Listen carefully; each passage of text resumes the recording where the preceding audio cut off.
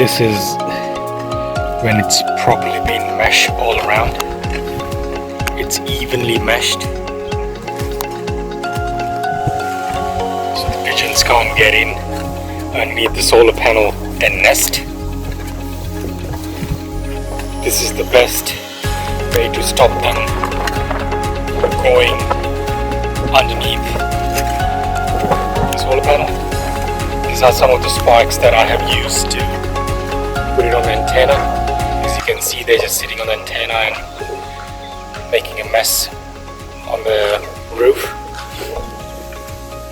So yeah, this is how exactly it's done.